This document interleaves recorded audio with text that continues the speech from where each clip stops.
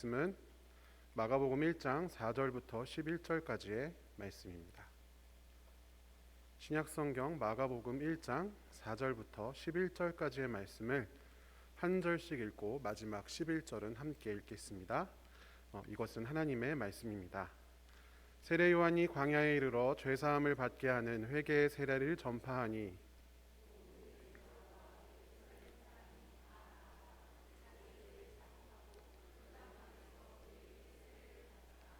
요한은 낙타털 옷을 입고 허리에 가죽띠를 띠고 메뚜기와 석청을 먹더라.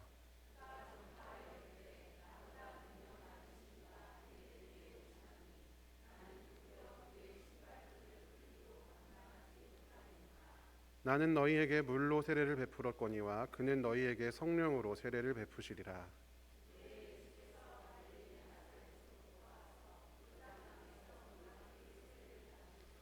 곧 물에서 올라오실새 하늘이 갈라짐과 성령이 비둘기같이 자기에게 내려오심을 보시더니 하늘로부터 소리가 나기를 너는 내 사랑하는 아들이라 내가 너를 기뻐하노라 하시니라. 아멘. 오늘은 찢었다 라는 제목으로 하나님의 말씀을 함께 나누겠습니다. 말씀을 시작하기에 앞서서 제가 좀 연초부터 독감이 좀 심하게 걸려가지고 마스크를 이제 계속 쓰고 새벽 기도 때도 설교를 했는데 어제도 저희 딸이 또 독감에 저한테 옮아서 확진이 돼서 혹시나 몰라서 제가 마스크를 쓰고 설교를 하겠습니다. 여러분들 양해를 좀 부탁드리겠습니다. 오늘 설교의 제목은 찢었다입니다. 여러분 아재 판독기라고 하는데 이 말을 알면 아재다, 모르면 아재 아니다, 이런 반대죠. 알면은 아재가 아니고 모르면 아재다, 이런 말 중에서 찢었다라는 말이 있습니다. 최근 몇 년간 아주 유행하는 말입니다. 보통 찢다 하면 우리가 그냥 종이를 찢는 거나 이런 걸 생각하는데 주로 대단한 퍼포먼스를 보이는 무언가를 어떤 그런 무대나 어떤 사람을 보거나 아니면 그것을 해냈을 때 이런 표현을 합니다. 와, 찢었다, 이렇게 이야기를 합니다. 찢었다 진짜. 요 사람 이제 초상권이 있으니까 제가 인터넷에서 가져온 건데 얼굴에 하트를 붙여놨습니다. 그러니까 뭔가 대단한 것을 보거나 아니면 대단한 것을 하는 사람을 보면서 와, 정말 찢었다, 저 사람 찢었다, 이렇게 이야기를 하는 것이죠. 아마 예전에 그 순정 만화의 주인공으로 나올 법한 잘생긴 청년을 보면 사람들이 만화 주인공이 만화책 속에서 만화책을 찍고 현실로 나왔다고 해서 만찢남이다 이렇게 불렀는데 거기서 약간 유래한 말이 아닌가 개인적으로 생각해 봅니다. 어쨌든 찢었다라고 하는 것은 뭔가 굉장히 대단한 것을 보거나 대단한 일을 마주했을 때 요즘 사람들이 그렇게 표현한다라는 것입니다. 오늘 우리가 함께 읽었던 본문에도 말 그대로 찢었던 사람이 등장합니다.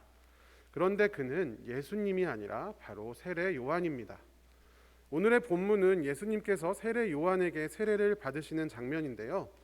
마가는 예수 그리스도의 공생의 시작점인 이 세례 이야기를 단순히 예수님께서 세례 요한에게 세례를 받으셨다 이렇게만 기록한 것이 아니라 매우 극적으로 표현하고 있습니다. 오늘 본문 마가복음 1장 4절을 먼저 같이 한번 읽어보겠습니다. 그와 같이 요한이 광야에 이르러 세례를 주었다. 또 선포하기를 회개하고 세례를 받아 죄를 용서받으라고 했다. 아멘. 자, 마가는 먼저 세례 요한의 사역을 소개하고 있습니다. 그는 요단 광야에서 회개하고 세례를 받아 죄를 용서받으라 라고 사람들에게 선포했습니다. 그리고 그 상징적인 행위로 요단강에서 사람들에게 세례, 침례라고 하죠. 요단강 속에 사람들을 완전히 빠뜨렸다가 꺼내는 그런 세례를 베풀었습니다. 이 세례 요한이 죄를 사하는 능력이 있어서 세례를 베풀었다 이렇게 보기는 어렵습니다.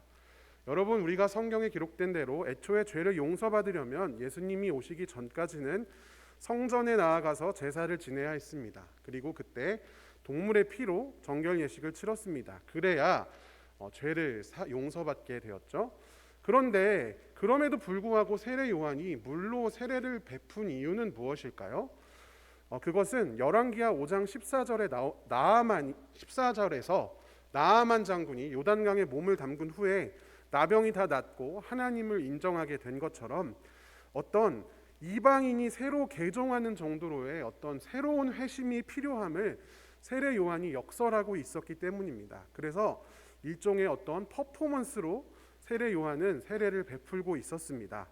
실제로 단순한 고백 정도가 아니라 자신의 삶이 이방인 유대인이 그냥 내가 어느 정도 잠깐 회개하는 게 아니라 완전 자신이 죽었다 살아날 정도로 이방인이 개종하는 것 정도로 삶의 변화가 필요한 것이 지금 현재 상황임을, 그리고 그것이 바로 우리에게 다가온 하나님 나라임을 세례 요한은 예언하고 있었던 것입니다. 그 예표로서 사람들을 물에 빠뜨렸다가 꺼내고 그 행동을 반복하고 있었던 것입니다.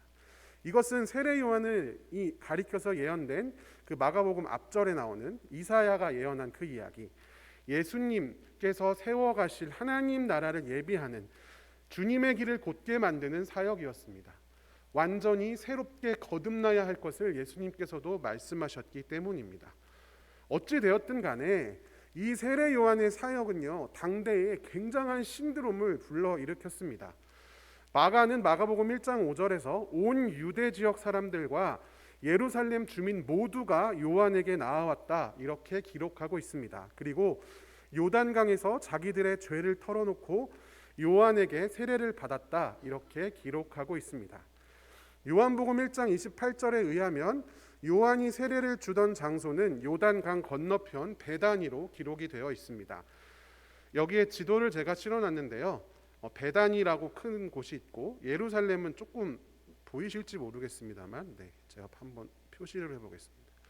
자, 여기에 바로 예루살렘이 있습니다. 여기서부터 여기 베다니까지 이동해야 되는 거죠. 예루살렘 바로 옆이 아니라 꽤 떨어져 있는 곳이 바로 베다니였습니다.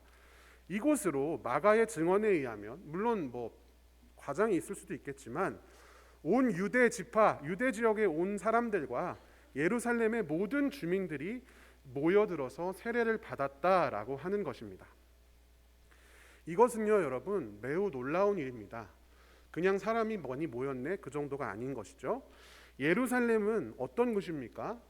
이스라엘의 수도입니다. 당대의 종교적인 중심지입니다. 무엇보다 예루살렘에 있는 성전에서는 이미 매일매일 정결 예식이 행해지고 있었습니다. 그곳에서 절기도 지켰고 사람들은 다 예루살렘으로 모였습니다.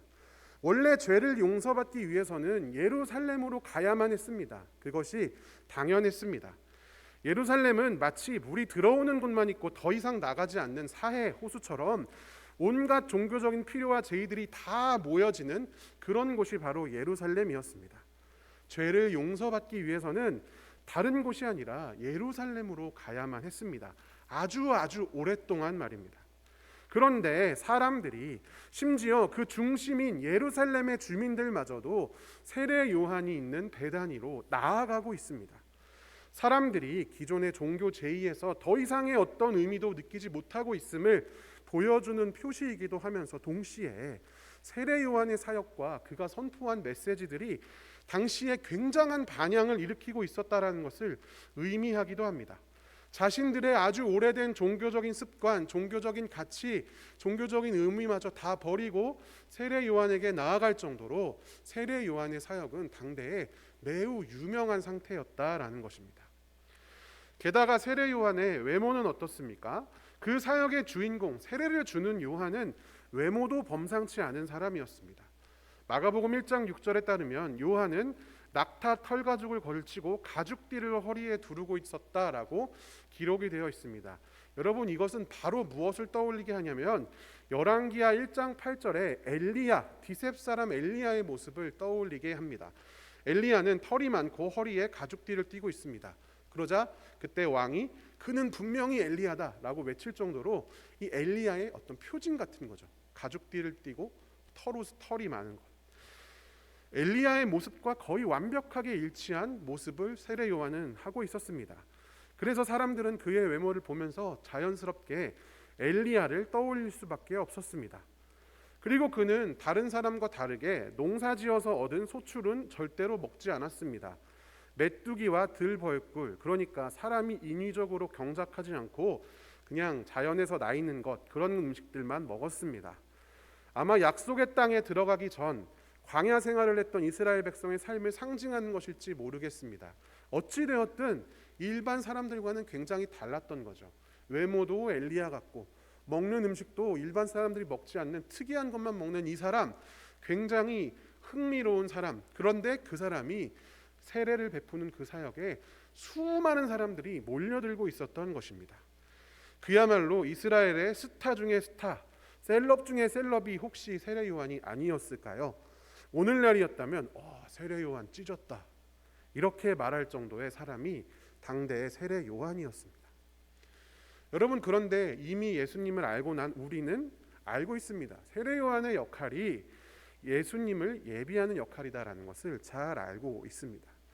그 대단한 세례 요한, 당대에 신드롬을 일으킨 찢어버린 세례 요한, 그가 바로 이어서 이런 언급을 합니다. 마가복음 1장 7절을 새한글 번역으로 같이 한번 읽어보겠습니다.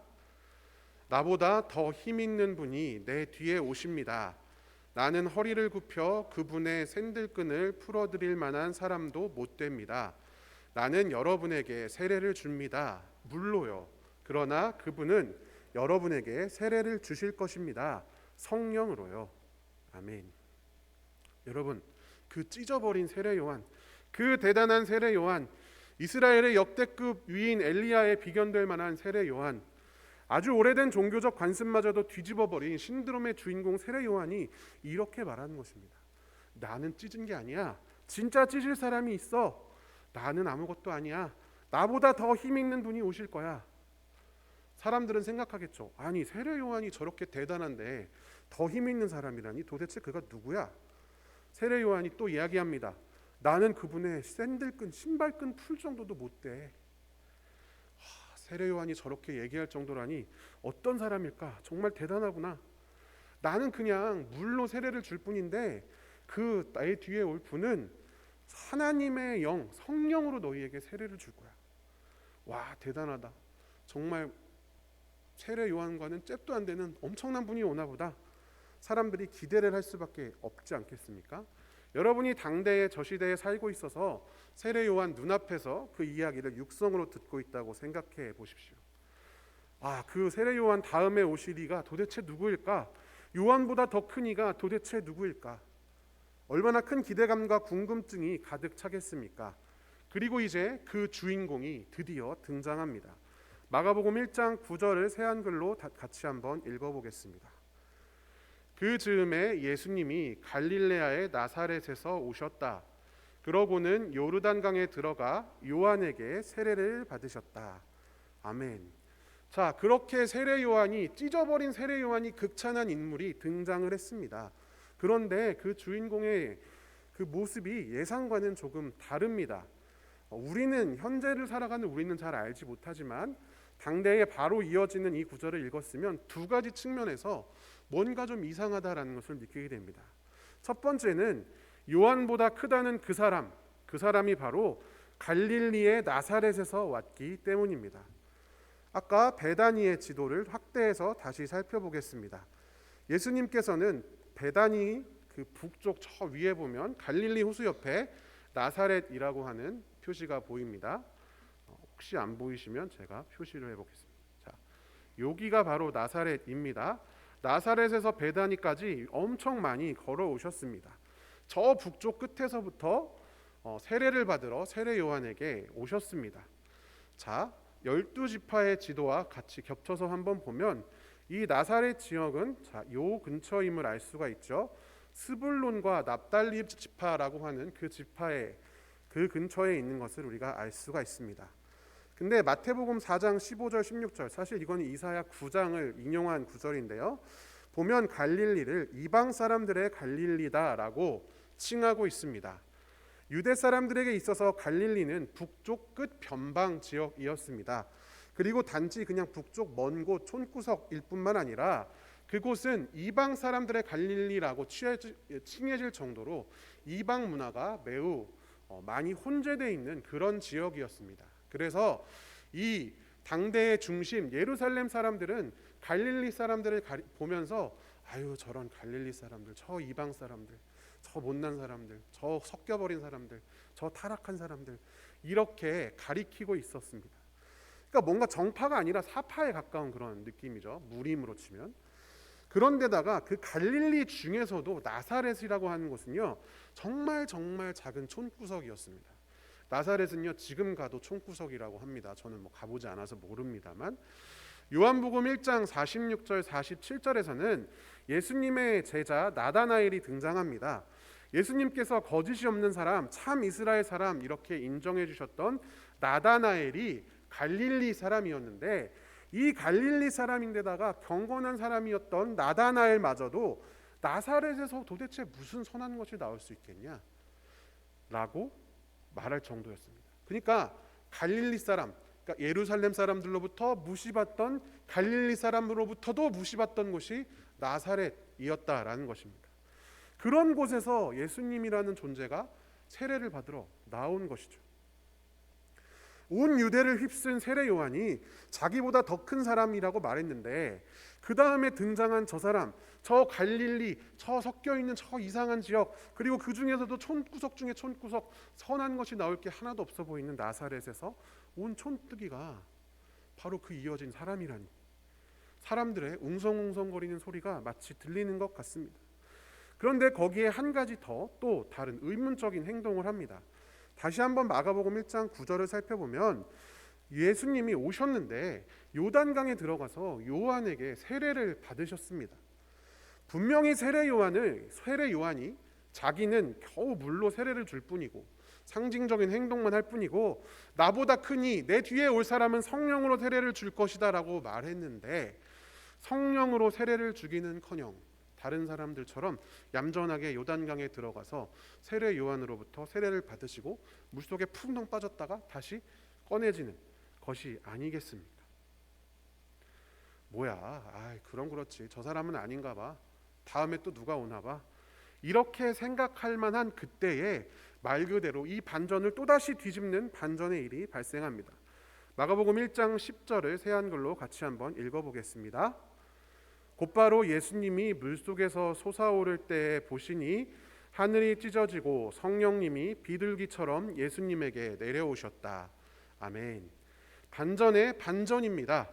그 나사렛 촌뜨기 예수라는 사람이 물에 푹 빠졌다가 다 꺼내질 때 무슨 일이 생겨나냐면 하늘이 찢어졌다라고 기록이 되어 있습니다. 그리고 성령이 비둘기처럼 그 나사렛 예수에게 내려왔습니다.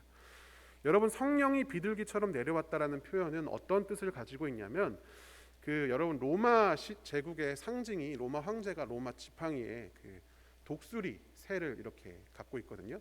이 독수리 새가 로마 신의 상징입니다. 그러니까 이 독수리를 항상 이제 데리고 있는 이 로마 황제는 신과 동행한다, 황제가 신이다라는 것을 표현하는 그런 표현입니다.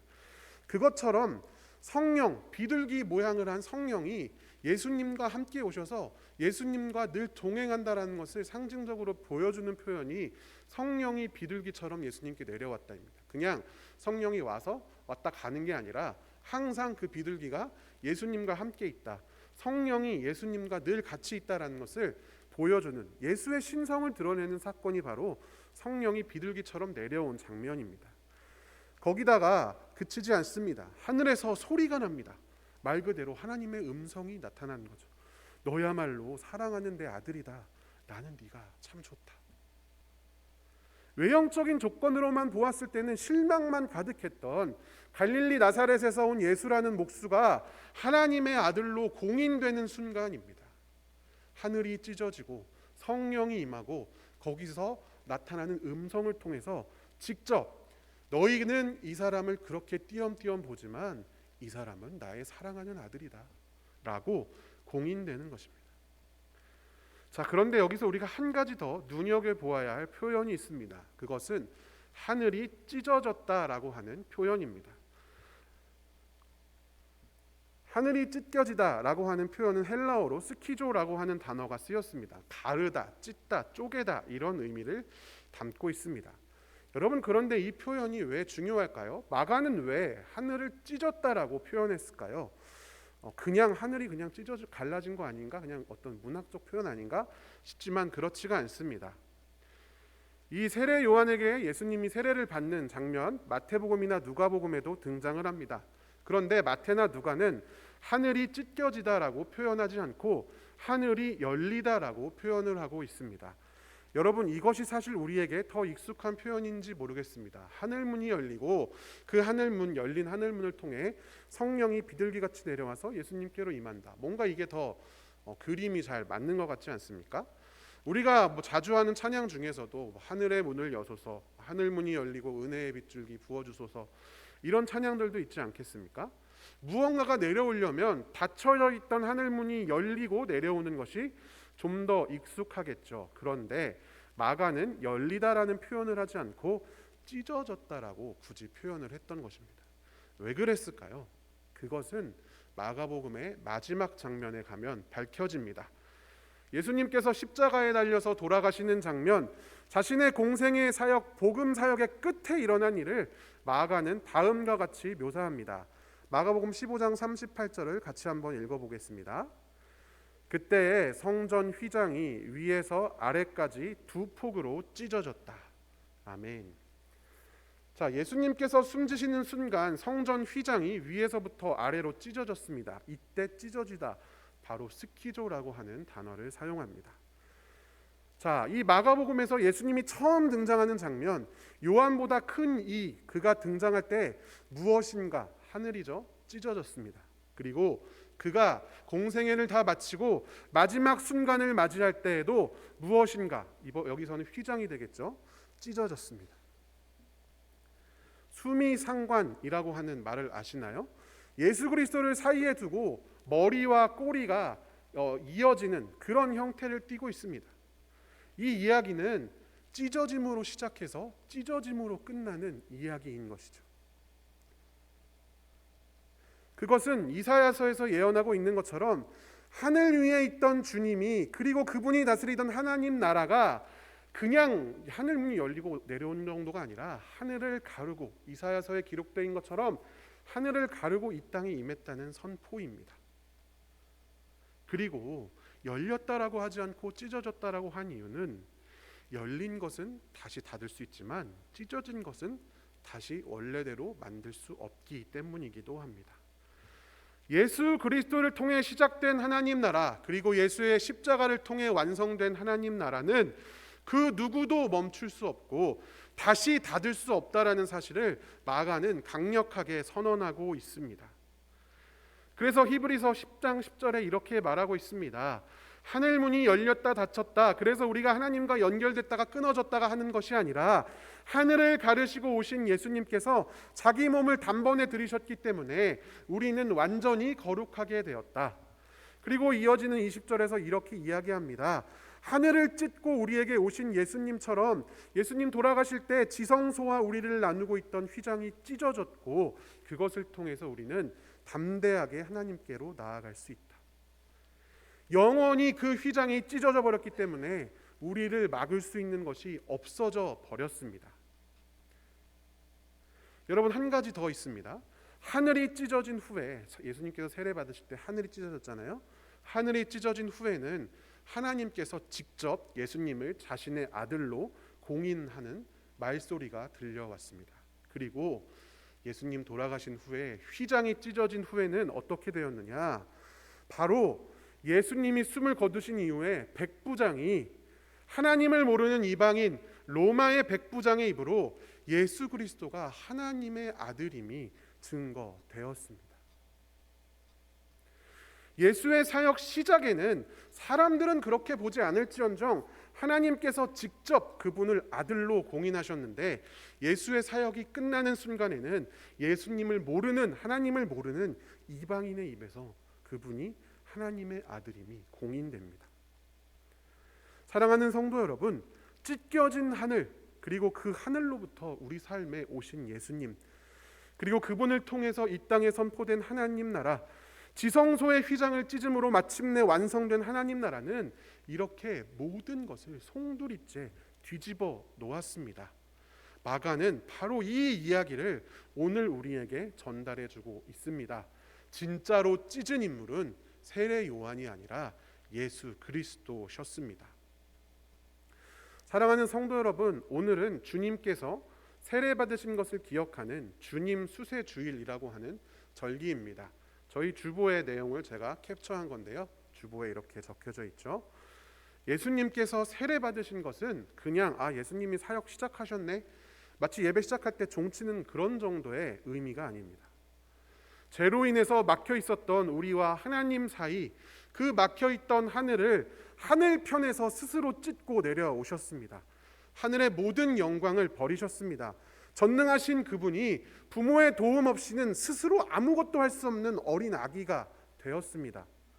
그리고 인간으로 그렇게 사셨습니다. 그리고 마침내 자신의 육신을 드림으로써 이번에는 인간 쪽에서 막혀진 그 휘장을 찢어 버리셨습니다. 하늘을 찢고 이 땅에 내려와서 인간이 인간 쪽에서 휘장을 찢고 하늘로 올라가셨습니다. 그리고 우리도 그 뒤를 따라서 함께 하나님 나라로 들어갈 수 있게 되었습니다. 죄가 하나도 없으신 예수님께서 굳이 세례 요한에게 물로 세례를 받으신 것도 그것 때문일 것입니다. 예수님이 죄가 있어서 그래서 회개해야 돼서가 아니라 스스로가 온전한 인간 한 사람이었음을 보여주기 위해서, 그 한 사람 예수가 하늘을 뚫고 들어와 휘장을 찢고 나갔기 때문에 그와 함께 세례받는 모든 사람들이 그 뒤를 따라서 하나님 나라로 들어갈 수 있는 것입니다. 여러분, 그 행렬의 어간에 저와 여러분이 서 있습니다. 그런 면에서 이 신년 첫 주일이 주님의 수세 주일이라는 것은 큰 의미를 지닙니다. 사랑하는 성도 여러분, 올 한 해도 세례 받으신 주님을 따라 살아갑시다. 하늘을 찢고 이 땅에 오셔서 휘장을 찢고 길을 만드신 예수 그리스도의 은혜를 늘 기억하고 찬양하는 삶을 살아갑시다. 자신의 몸을 찢어서 생명의 떡으로 우리에게 나누어 주신 예수님의 사랑을 마음에 새깁시다. 그리고 그 찢겨진 몸을 나누어 먹고 그 흘린 피를 함께 마시는 우리가 예수께서 피로 사신 교회, 그리스도의 공동체라는 사실을 함께 기억합시다. 사랑하는 성도 여러분, 하늘은 지금도 찢겨져 있습니다. 찢겨져 있는 하늘 그 사이로 성령께서 우리에게 오십니다. 그 성령과 동행하는 한 해, 그래서 우리가 한 해를 지나고 나서 올 한 해 우리 정말 찢었다 말할 수 있는 그런 아름답고 복된 한 해가 되시기를 주님의 이름으로 간절히 축원합니다. 함께 기도하겠습니다.